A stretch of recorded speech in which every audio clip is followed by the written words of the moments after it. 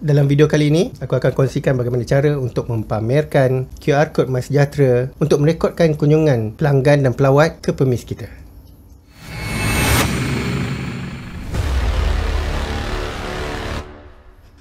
Kembali lagi ke channel DDAD. Kepada yang baru pertama kali ke sini, dalam channel ini aku khususkan untuk perkongsian berkaitan dengan selok-belok perniagaan online, gadget dan unboxing, automation dan boting, DIY dan sembang santai berkaitan dengan isu-isu semasa. So, kepada yang masih belum subscribe, make sure korang subscribe terlebih dahulu dan klik butang loceng untuk notifikasi untuk video-video dan informasi menarik dari masa ke semasa.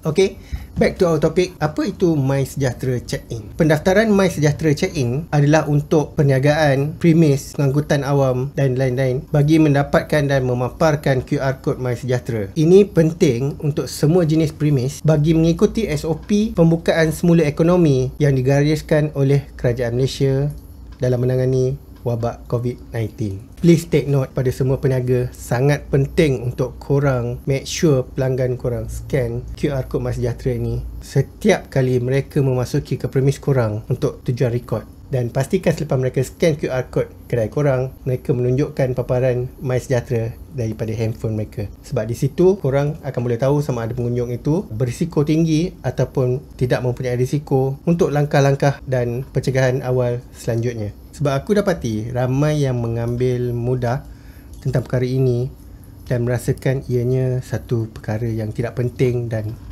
menyusahkan mereka. Tidak ramai yang melakukannya secara sukarela unless korang suruh dia, okay, scan dulu QR Code ni dan baru kita boleh meneruskan urus niaga dan barulah mereka akan scan. Sebenarnya SOP baru ini bertujuan untuk memudahkan kerajaan membuat contact tracing sekiranya berlaku kes COVID di sesuatu kawasan tersebut. Ia bukan sahaja untuk melindungi pemilik premis, malah ia juga untuk melindungi pelanggan itu sendiri. Jadi aku harap sama ada korang pekedai, peniaga ataupun korang pelanggan, make sure setiap tempat yang korang kunjungi yang mempunyai QR Code MySejahtera, make sure korang scan.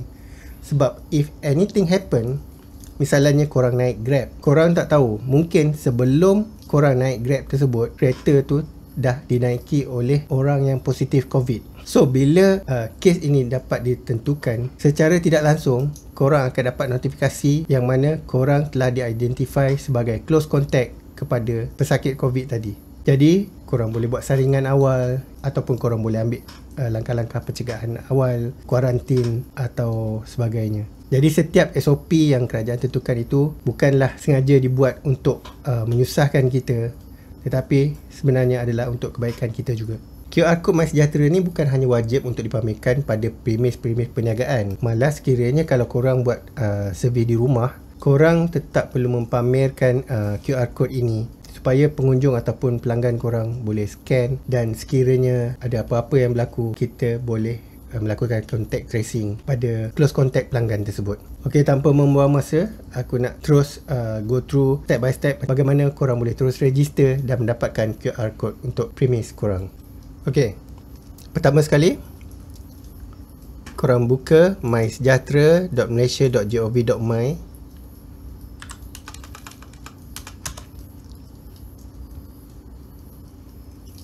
Aku akan tinggalkan link di deskripsi di bawah.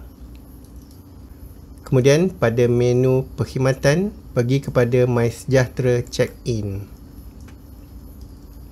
So sekiranya ini adalah pertama kali korang baru nak buat MySejahtera Check-in ni, korang klik pada daftar MySejahtera Check-in. Okey, untuk makluman korang, terdapat dua cara untuk korang mendaftar. Sama ada dengan menggunakan nombor handphone dan kedua boleh juga menggunakan email. Tapi mengikut pengalaman aku, kalau korang register menggunakan nombor handphone, dia punya proses response time untuk validation jauh lebih cepat compare dengan korang menggunakan email. Sebab verification email yang dihantar oleh sistem tu kadang-kadang mengambil masa terlalu lama sehingga korang terpaksa menunggu 1 jam ke 2 jam. Kadang-kadang sampai keesokan harinya baru sampai dia punya email untuk verification tu. So benda ni akan melambatkan proses korang mendaftar. So kalau korang nak respon yang instantaneous, better korang menggunakan nombor handphone lah. So untuk dekat ruangan nombor handphone ni, sebab dia dah start dengan kod number 60. So dekat sini kita just tak perlu lagi masukkan nombor kosong yang first tu. Korang terus start dengan 1 0.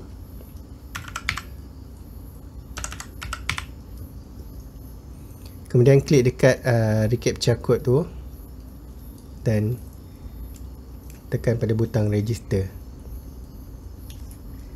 Ok, sistem akan menghantar OTP number kepada nombor handphone yang korang daftarkan tadi. Ok, di bahagian company profile ni korang perlu masukkan nama perniagaan. Contohnya aku masukkan t-shirt printing.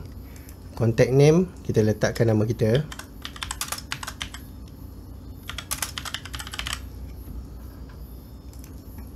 Ok, setelah selesai klik butang submit. Ok, ini adalah QR code untuk kedai kita yang baru kita daftarkan tadi. Apa yang kita perlu buat, just print pada paparan ini dan kemudian bila dah print, dia akan jadi macam ni lah. Ini korang boleh sama ada tampalkan pada pintu kedai ataupun korang boleh gunakan stand macam ni supaya pengunjung boleh terus scan. Kalau macam korang ada 2-3 cawangan, dekat bahagian ni juga korang boleh klik dekat add location untuk menambahkan lagi lokasi-lokasi premis korang yang lain. So aku akan tunjukkan macam mana dia punya sistem untuk merekodkan kunjungan pelawat ke premis kita tadi. Ok, contoh dekat sini kita login balik pakai kita punya nombor handphone.